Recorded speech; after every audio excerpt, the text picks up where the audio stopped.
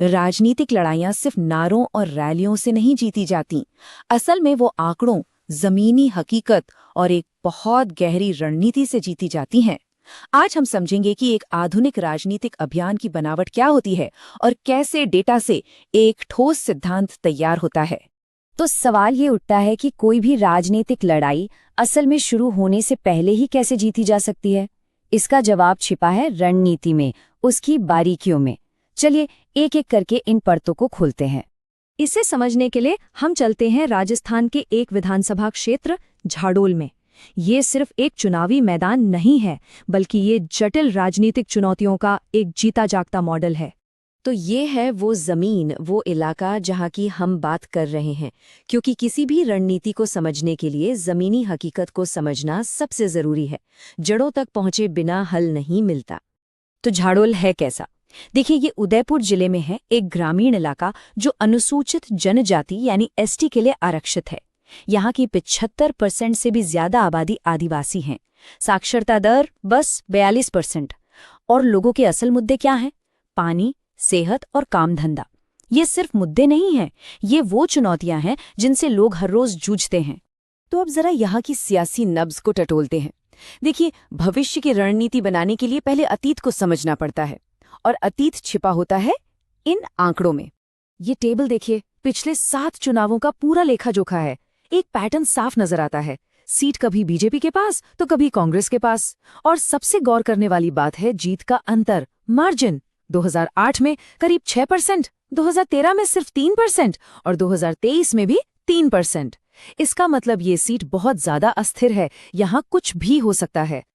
और 2023 के नतीजों को और करीब से देखें तो ये बात और साफ हो जाती है। बीजेपी को मिले करीब 35% वोट और कांग्रेस को 32%, मतलब एकदम कांटे की टक्कर थी। एक ऐसी लड़ाई जहां हर एक वोट कीमती था। और ये है वो नंबर जिस पर पूरी कहानी टिकी है, सिर्फ 3%। वोटों में देखें तो महज 6,488 वोट। पूरी की पूरी चुनावी रणनीति इसी एक नंबर के इर्द गिर्द बुनी जाती है कि कैसे इस फासले को खत्म किया जाए या फिर और बड़ा किया जाए। लेकिन देखिए, नंबर तो बस कहानी की शुरुआत है। असली काम तो इन नंबरों से सही मतलब निकालना है, बिल्कुल एक डॉक्टर की तरह जो लक्षणों को देखकर बीमारी की जड़ तक पहुंचता है। इस बात को एक उदाहरण से समझते हैं। 2030 में एक नई आदिवासी पार्टी बीटीपी को 20% से ज्यादा वोट मिले। ये तो हुआ एक तथ्य, एक फैक्ट। अब इसका मतलब क्या है? मतलब ये है कि जो सत्ता विरोधी वोट था वो बट गया। ये एक ही साथ एक बहुत बड़ा खतरा भी है और एक बहुत बड़ा मौका भी। तो इस पूरे डेटा से हमें 4 मोटी मोटी बातें समझ आती हैं। पहली, यह सीट डामाडोल है और वोट बट रहा है। दूसरी, बीएपी और बीटीपी जैसी नई आदिवासी पार्टियां तीसरी ताकत बनके उभर रही हैं, शायद इसलिए क्योंकि वो उन जरूरतों को आवाज दे रही थीं जिन्हें बड़ी पार्टियां नजरअंदाज कर रही थीं। तीसरी, यहाँ वोटिंग बहुत होती है, मतलब लोग जागरूक हैं, उन्हें बस बूथ तक लाने की जरूरत है। और चौथी, बीजेपी का जीत का अंतर घट रहा है, जो शायद सत्ता के खिलाफ थकान का इशारा है। तो जब माहौल इतना पेचीदा हो तो उसे समझने के लिए एक आसान फ्रेमवर्क की जरूरत पड़ती है। हम इसे कहते हैं 4 मोर्चों का युद्ध क्षेत्र। इसका नाम है चतुर्मुख सिद्धांत। ये बस एक तरीका है किसी भी चुनाव में काम कर रही 4 मुख्य ताकतों को समझने का। इससे पूरी तस्वीर एकदम साफ हो जाती है। पहला मोर्चा होता है उम्मीदवार खुद। यहाँ कांग्रेस के उम्मीदवार एक स्थानीय आदिवासी नेता थे। तजुर्बा था, लेकिन पैसा और साधन कम थे। ताकत थी जमीन से जुड़ाव और कमजोरी थी संसाधनों की कमी।